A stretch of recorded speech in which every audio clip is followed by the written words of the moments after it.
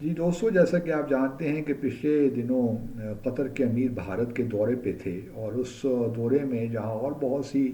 Prime minister Modi کے ساتھ گفت و شنید ہوئی، وہاں پرائم منسٹر مودی نے ایک اور ریکویسٹ بھی کی، اس کا اعادہ کیا کہ جی جو ایک آخری فارمر نیوی کے آفیسر ہیں قطر کی قید میں، ان کو رہا کر دیا جائے۔ آپ کو یاد ہوگا کہ 2023 میں قطر نے 7 فارمر نیوی آفیسرز جو انڈین نیول آفیسرز ہیں ان کو اریسٹ کیا تھا، اور ان پہ الزام یہ تھا کہ وہ اسرائیل کی بحث پہ وہاں اسپائنگ کر رہے تھے، اور خاص طور پہ جو قطر کا سب مرین پروگرام ہے اس کانٹیکس میں، تو ان پہ مقدمہ چلایا گیا، اور اس کے بعد جو ہے ان کو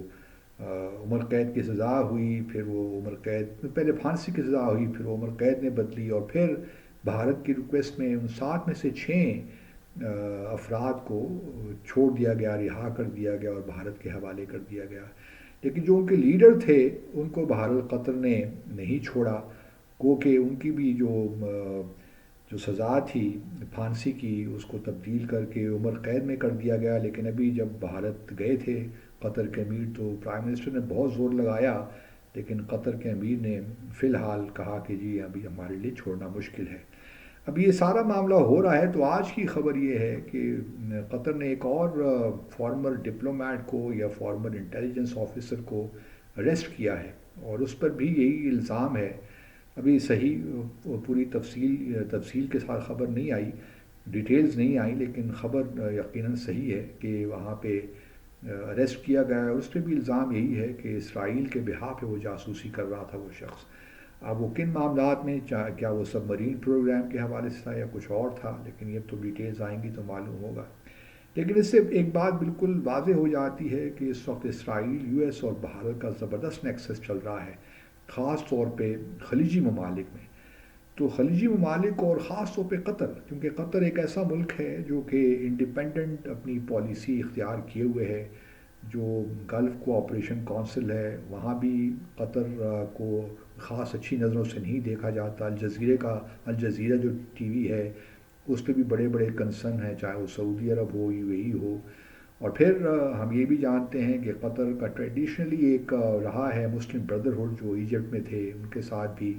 ایک سپورٹ رہی ہے، ان کی ہمدردیاں ان کے ساتھ رہی ہیں۔ پھر حماس کے معاملے بھی اگر آپ دیکھیے تو پولیٹیکل بیورو جو حماس کا ہے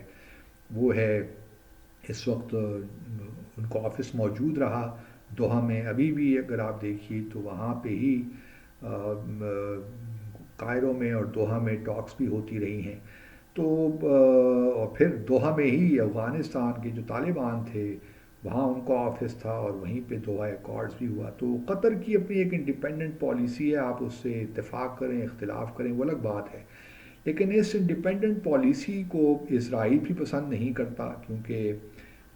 اسرائیل اور قطر کے درمیان خاص طور پہ 7 اکتوبر کے بعد 2024 کے بعد سے 2023 کے بعد سے کافی مشکلات ہیں، اور قطر پہ یہ ایک زور بھی ہے کہ وہ حماس کا جو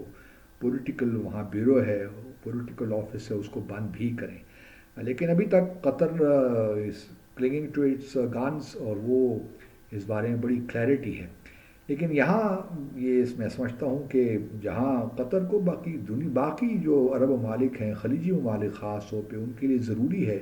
کہ وہ جو بھارت کے ساتھ اپنے تعلقات ہیں ان کا اثر نو جائزہ لیں، کیونکہ یہ تو دیکھیے نا، بھارت کے شہری ان ممالک میں وہ کام کر رہے ہیں جو کہ ان کے پرائمری نیشنل انٹرسٹ کے خلاف ہے۔ اور یہ جو پچھلے 2023 میں جو 7 افراد کو گرفتار کیا گیا اور آج اب ایک شخص کو گرفتار کیا گیا، تو یہ بات بالکل بڑی کلیئر ہے کہ اسرائیل اور انڈیا باقاعدہ ایک دوسرے کا ساتھ تعاون کر رہے ہیں قطر کے قومی مفادات کے خلاف۔ تو میں تو سمجھتا ہوں کہ قطر کو فوری طور پہ پابندی لگا دینی چاہیے بھارت سے، جو چاہے وہ اسکلڈ لیبر ہو، سیمی اسکلڈ ہو، وائٹ بلو کالر ہو۔ تو یہ جو وہاں ایک جو بھارتی شہریوں کا ایک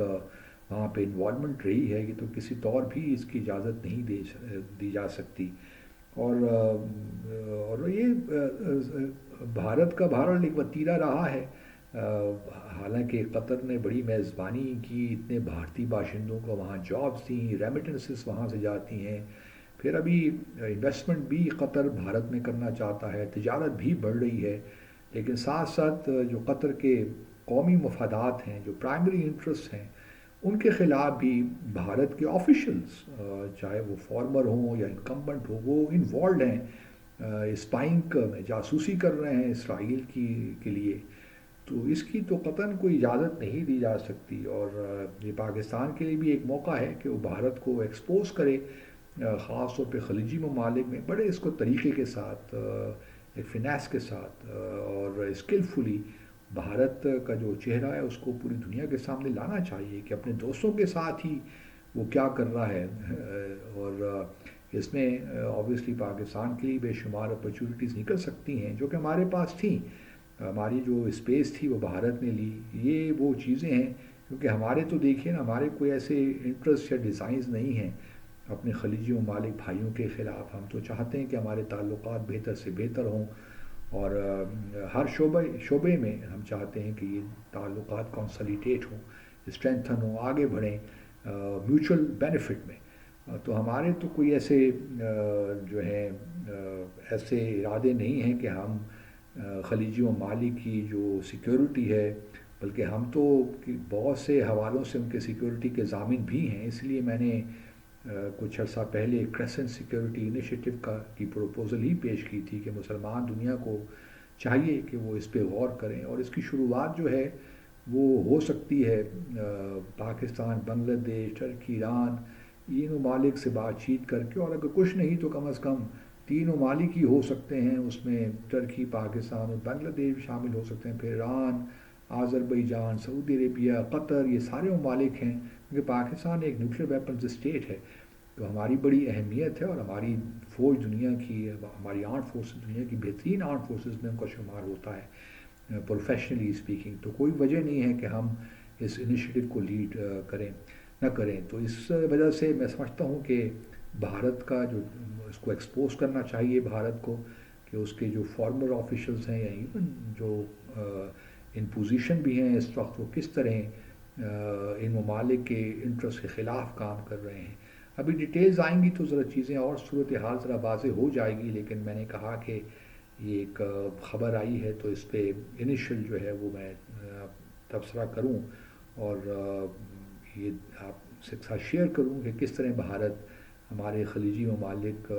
جو جن کے ساتھ ہمارے بڑے اچھے تعلقات ہیں، ان کے نیشنل انٹرسٹ کے خلاف کام کر رہا ہے۔